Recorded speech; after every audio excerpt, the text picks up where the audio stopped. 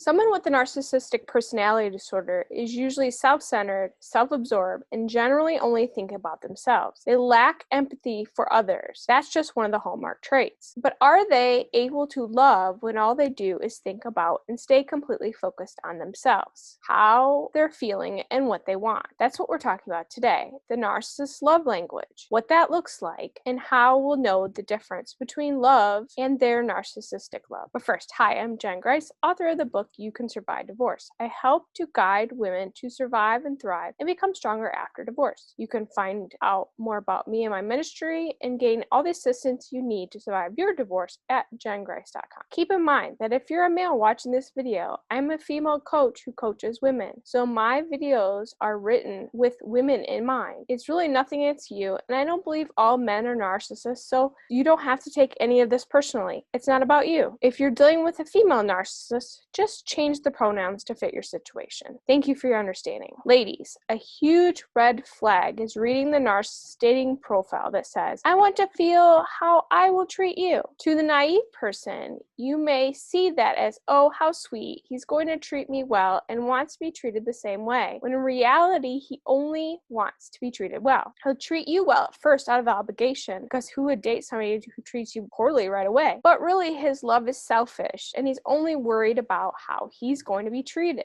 He wants to date you to get something, even if it means that he's just no longer being alone. Many narcissists can't be alone, so he may still be dating or married and on dating websites looking for his next mate who will give him everything that he wants and needs. That's why I would never date somebody who's in any sort of committed relationship. If he can't be alone, not even for 1 year to heal after a breakup or divorce, he's probably a narcissist. Not always, but most times. You could say we're all selfish for how we love, for not wanting to be alone. We love others for what we get in return. Yeah, maybe people are like that, human beings. But when we know God's love, we're able to love others even when we don't get something in return. That's unselfish love. And we could also say that dating is a very selfish thing. People are looking for what they want in another person, but it doesn't have to be that way. Healthy relationships are ones where both parties are unselfishly and freely giving to the other person. And because they both feel loved by the other, they're getting all they need. Yes, ladies, these relationships do exist. You just have to be willing to wait for that person to come along in your life. Wait for the person who's not narcissistic and not just looking to get something from another human being. So how do we know that the narcissist is selfish and not being loving at all? When they do think of someone else or doing something for someone else, what seems like a kind gesture from a kind-hearted person, their mind consequently, consciously thinks about what they're going to get for doing this. Even in a documentary I was watching recently, a serial killer held a branch for a woman so she wouldn't get hit in the face with it while walking in the woods. Why? Because it's a social norm and something they routinely learned growing up, like, hold that for your sister or whatever. It's what's expected. He wasn't thinking, oh, let me be nice like you and I would, and hopefully that person won't get hurt. A psychologist got on the screen and explained it, that they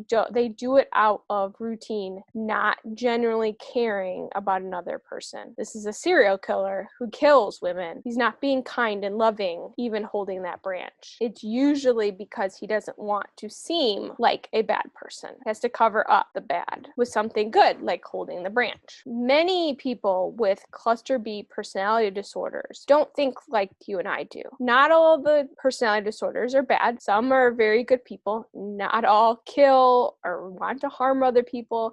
Some of the personality disorders, they hurt themselves instead. But it is known that their brain works differently a lot of times because they don't have a fully developed frontal lobe or frontal cortex. It's like they're stuck in adolescence, thinking the very same way about themselves for the rest of their life. And they often think that because their brain is made that way, that so are other people's brains, which is kind of interesting. The University of Rochester Medical Center had this to say on their website. Research has found that adult and teen brains work differently. Adults think with their frontal cortex, the brain's rational part. This is the part of the brain that responds to situations with good judgment and awareness of long-term consequences. In a teen's brain, the connections between the emotional part of the brain and the decision-making center are still developing. It's not always at the same rate. Sadly, narcissistic people also have the same smaller, undeveloped frontal cortex. So they're stuck basically in their teenage years of being very selfish. Do they learn social norms to act like an adult? Yes. Can they go to work and hold down a job? Most can. But their brain is still thinking very selfishly and self-centeredly as a teenager's brain would. That's why many narcissists act like teenagers long into adulthood or throw a temper tantrum when they don't get their way. Many narcissists even get worse with age, expecting everyone to love them while they generally don't love others. So, is the narcissist capable of love? According to their brain chemistry, not entirely. I'm sure they are eventually capable of love, especially once they know the love of God. I don't mean like pretending or faking, which they're very capable of. Unpopular opinion, I do think narcissists can learn to love others and to at least be genuinely caring. The problem is not only do they have to admit they lack empathy for others, remember that's the hallmark trait of narcissistic personality disorder, but they have to learn through lots of practice how to put themselves in someone else's shoes and how to not think about themselves first, to think about others before themselves. Is it possible? Sure. Saul, who changed to Paul, was a changed man, right? But what are the odds? Well, in the Bible, one man's heart was turned from narcissism to love. So maybe we could say it's rare. Once a narcissist admits that, in fact, he is a very selfish, self-centered person, which means he has to put the truth out there, not hiding it, and can not continue to try to hide it, then he has to be willing to get professional help when many therapists won't even take a narcissist as a patient. So he may have to work even harder to be able to get help and must be willing to do that work to get the help that he needs to learn to love and care for others and stop thinking about himself. Maybe learn how to work on developing his brain. I pray that many narcissists do this in the future and even share their story. There is one man